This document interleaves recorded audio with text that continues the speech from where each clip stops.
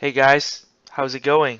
I was about to review The Wolfman, and this time I'll do something different. I'll do it in a podcast style, which means there's no cuts, uncensored. It was just straight from my thoughts, and it was filled with spoilers because this movie is made in 2010. So at this stage, either you have seen it or you're probably never gonna see it again. Here we go. Why do I choose to do the Wolfman? Well, a couple of weeks ago, I saw The Mummy. I really hated it. At the time I was doing the review, I give it 5.5 out of 10, and in hindsight, I think I'm being too generous with it. So, I thought about what was the last Universal monster movie that I really, really liked. Well, there's Van Helsing and The Mummy. I think they're all good, but they're very campy. But the real serious one, the real heavy hitter, was The Wolfman. I remember seeing it on the airplane when I was heading to Europe, and I remember really fucking loving it. But apparently, it didn't do well in the box office. I think it cost around 150 million, and the box office worldwide is 160 million. So, counting distribution fees, I think this movie made a loss. In fact, it was one of the most expensive flop. The One of the most interesting comments I heard was the president, the head of the Universal Pictures, Ron Mayer. He said, Let's see what exactly he said. One of the worst movie we ever made. The moment I saw, I thought, what the hell we're doing? This movie is crappy. We all went wrong. That's one we should have smelled a long time ago. The script was never got right. The director was wrong. Uh, Benicio del Toro suck. It's all suck. Wow. This is the same guy who said, I don't know if we do A Beautiful Mind again. That's the sad part. It's great to win awards and make films that you are proud of and make money, but your first obligation is to make money and then worry about being proud what you do. Okay, the way I see it, I don't know the man, so I cannot say anything bad. But from the things I'm hearing so far, this is the guy. I don't think he really cares about what makes a good movie. I think his concept of good movie is making good reception, which doesn't always mean that. Well, the new Godzilla film has like a really good reception, like from the critics, but honestly, it's not that good of a movie, and so is the new Star Wars. And the so that's the way see him, and I know during the Wolfman there is created differences between what the Universal wants and what's the people who are involved in want. The people who are involved in, they really want the vibe of the old Wolfman movie, which I think this film does a pretty good job on. But I think Universal has a different idea. That's what happens all the time with Universal. Um, One thing I remember is Universal. I heard Universal to build Universal Park, they destroyed the old Phantom the Opera house, which is quite a shame because it's quite a legacy. So sometimes the way Universal does is a little bit puzzling, and in the new movie The Mummy, it showed it quite well. So, anyways, that's all the bullshit behind it. How do I think of the Wolfman? I fucking loved it. I think it was a very underrated horror classic. Okay, I may give it a little bit too much credit than it deserves, but at the very least, it's a very good movie, and it was really, really underlooked. I just watched it on my Blu-ray again, and to see what I'm feeling was right or not. And it turns out it was right. Like, it is underrated. The plot is very simple. It's just son came back, and then because his brother is killed in a very brutal way, we all know he's killed by the Wolfman. And then when he came back, he fell in love with the brother's wife. And then, but his dad seems to know a lot about the Wolfman. Well, it turns out he is one of the werewolf. Um, and he was bitten by the werewolf, and he became the werewolf. And in the end, he was killed by the woman who he loved, which is the widow. And then he was set free. So it's like the basic gist of the Wolfman. With the plot get it out of the way, just in case you don't know about this movie, that there's the plot for you. It's not a very complicated plot, but it has a fairy tale tone to it. Then again, so are all these great movies. That's like Dracula. People keep on remaking Dracula over and over again, and it is a tale that needs to be told over and over again, like Beauty and the Beast. Um, the thing I like most about this movie, the cinematography, like cinema, it deserves to be nominated with Golden Globe or Academy Award or whatever. Every shot is fucking beautiful. Like it's definitely the way I see the Wolfman is this. It's a atmospheric film. You have to have the patience to watch this movie and enjoy the atmosphere and let it soak it into you. There was many. There was a deserted house in the middle of nowhere. The shot was the forest, was the fog. Can't get old with that. Feels very classic Universal. If you see any of the clips of the old Universal horror films, you know what I'm talking about.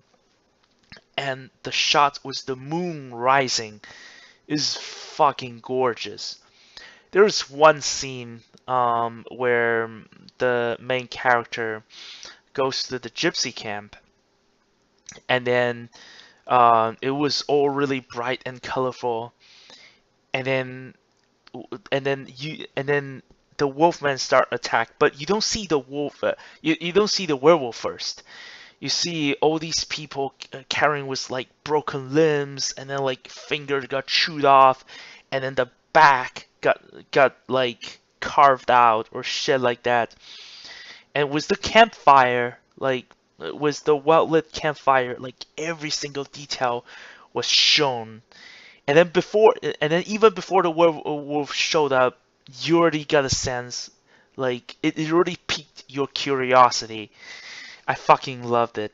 Um, and then towards the end, after the rampage, the main character followed the werewolf to some kind of cemetery thing, and then it was like it's like a foggy forest, and then the way they keep you in suspense because he can throughout the scene it was all misty and all fog. He can't see shit. He can't see where the werewolf is. You know the werewolf is always on top of him, so you always the whole time there's no music. It's just silence, and the you know something is coming, but there's just nothing. There's just nothing. I love it. It keeps the suspense. Um, there were many scenes like that. It doesn't come. The film doesn't come like all shock and awe. Not like modern horror films. There is gore, like I said, but it used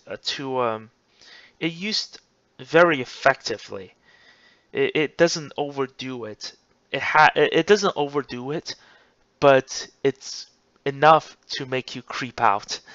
Um, at this stage, I just want to talk about the special effects because say what you want about this movie, special effect, the makeup, it fucking won an Academy Award. When Werewolf transforms, I thought that was fucking awesome. It's almost as good as American Werewolf in London. Um, They used some CGI, but in this case, I don't think the CGI were badly done. I think they were pretty well done. I can tell only one or two shots of the CGI that was a little bit crappy, like when the what's his name? I have a hard time pronouncing his name.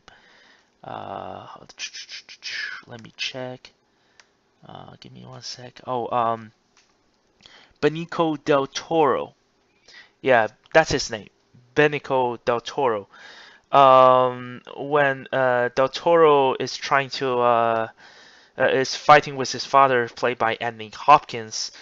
He cut off his dad's head, and then when the head rose, and then the head transforms from a werewolf to the human face. That's where the CGI is a little bit obvious. And another shot of another bad CGI was there was a one of the scene in the gypsy camp. People thought one of the gypsy bear actually is doing the killing, not the werewolf. So so they went and then they saw the bear, and then like you can tell it's a CGI bear. That was a little bit crappy, but other than that, there's nothing to nitpick. At least in special effect wise, nothing. It was perfect. What about the acting? I think the acting are mostly on par. The standout was Anthony Hopkins. At first he looked like some kind of old man that was like sedated. One of the sequences was like when he saw his son returns after hearing his brother's death. He was like, "Oh, wow, it's good to have you back." And it's like, oh, and by the way, your brother is dead. You should check out his body. It's like, shouldn't he show some emotions and stuff? But there were like even this is the first half of the movie. Most of the first half of the movie, he just mumbles. But there were one or two shots like the way he sees the widow played by Emily Blunt. Like something is wrong with him. He's like a fucking old creep.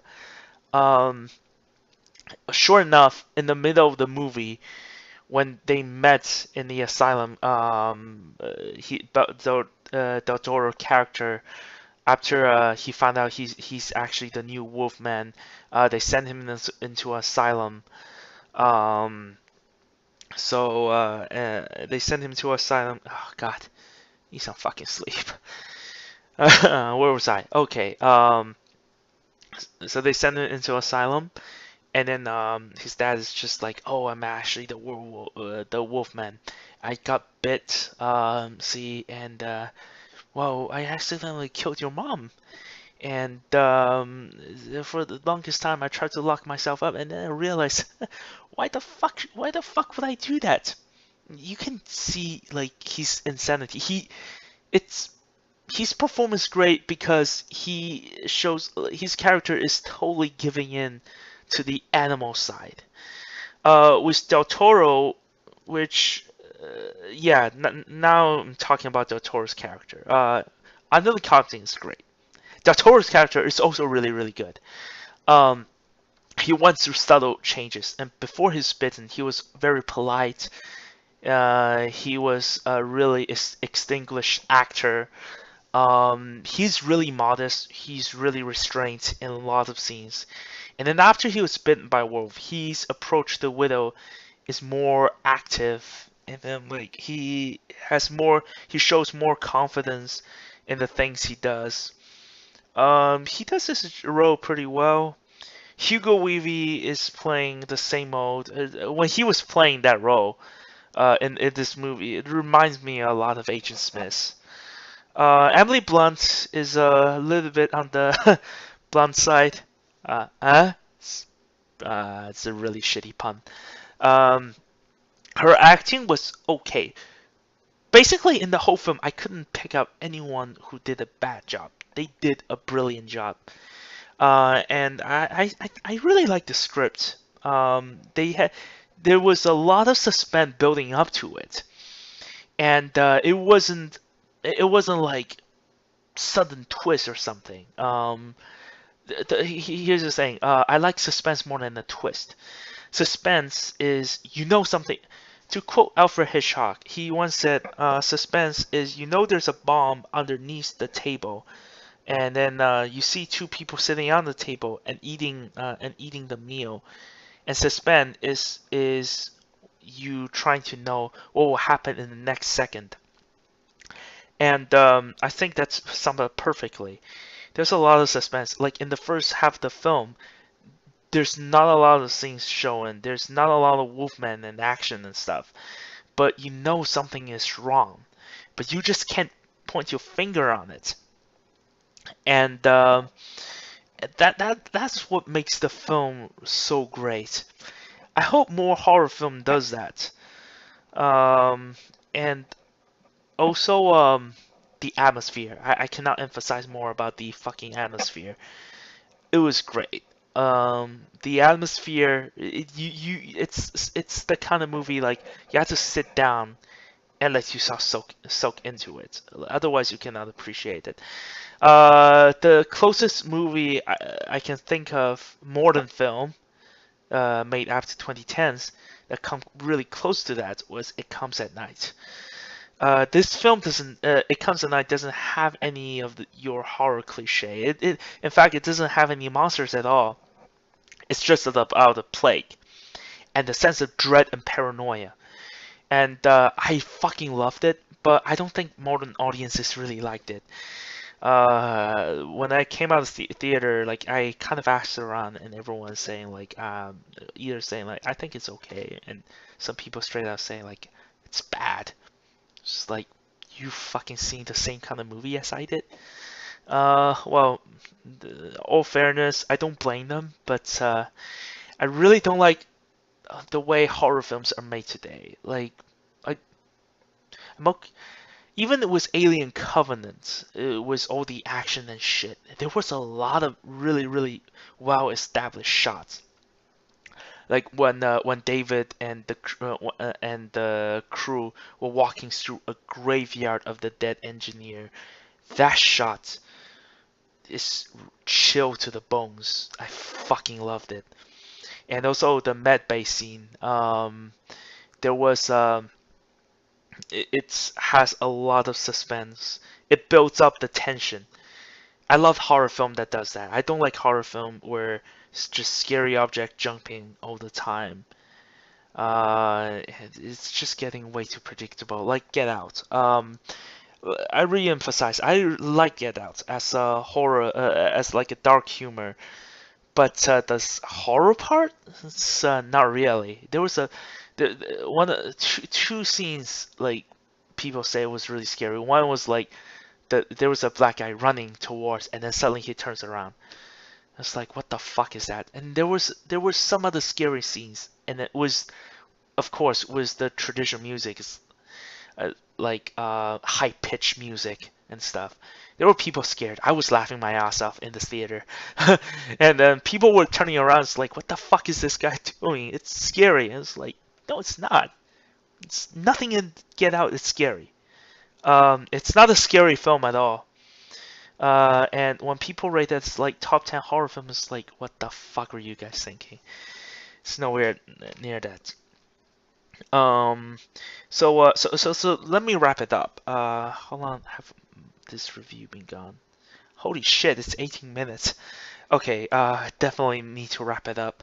Overall, I really like the Wolfman. It's definitely going back to the classic horror route. There is a lot. Oh yeah, something I almost forgot to mention. There is one or two plot things in the plot. One is the romantic relationship between the widow and the main character. I feel like it comes out to be like a little bit forced. I felt like I felt like they should have more shots of them having conversations. Um, it's sometimes I feel like it's a little bit going another generic route. I don't feel like there's the chemistry between them, so I feel like that could be improved and I wish the film could be a little bit longer so that certain plot details can go through. When I sat down and watched this movie, I realized, geez, it's actually shorter than I expected. And I look at the runtime; it's barely an hour. So with modern films going like 2 hours and 30 minutes, I feel like this movie could use some more time to establish the characters and stuff. Yeah, so those were my only gripes, and there was a few minor CGI details, special effect details, but overall, the production design was perfect. Apart from those little details, music by Danny Elfman, brilliant.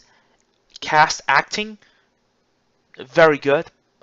Some of them were a little bit above par, but most of them were just really great. So, if I have to give this movie a grade, let's see. I'll give it a 8 out of 10 because I just really enjoyed this movie as a whole. I just love this kind of horror films. It's fucking fantastic. Um, One last note. I'm glad they didn't use the two alternative ending. Both of them has shown the Wolfman killing the widow. One of them, the first one was the widow, was he bit the widow, and then the widow shot him, and then it implies she will become the werewolf. The second one was him straight killing the widow, and then with him looking at the camera, some kind of breaking the fourth wall bullshit. That one was fucking horrendous. Like if the movie ended like that, I would be pissed. But the way the movie ended, I liked it. So yeah, that's my thoughts on the Wolfman. Hopefully you like this version of my review. Next up, I'm gonna talk about Baby Driver. And yeah, oh yeah, and the Studio Ghibli movies. Those are the one I need to talk as well. So thank you so much. I know this one is a little bit long, but hopefully you enjoyed it.